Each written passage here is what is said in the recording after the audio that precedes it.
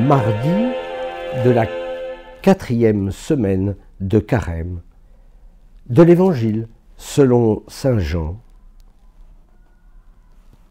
« Veux-tu être guéri ?»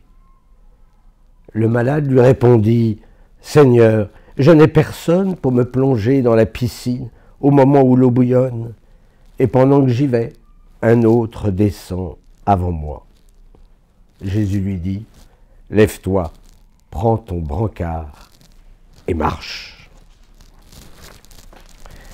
L'évangile du paralytique de Bethzatha s'ouvre sur un vaste panoramique de la détresse humaine. Mais n'est-ce pas le dramatique spectacle d'une humanité abandonnée à elle-même? Ce malade, depuis 38 ans, est victime d'une société indifférente.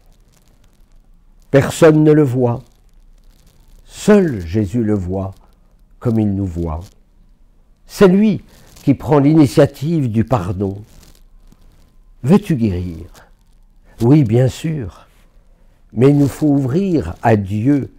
Il nous faut nous ouvrir à Dieu pour lui montrer notre infirmité. Mais sommes-nous capables de lui montrer?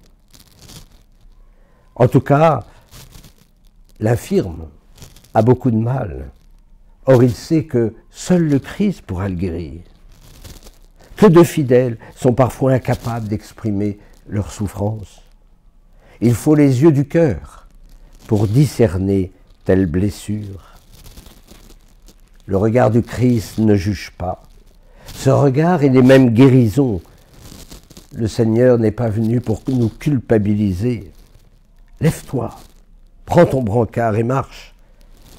C'est cette parole qui est redite à chaque fois dans le sacrement du pardon. Cette parole qui nous arrache à la désespérance.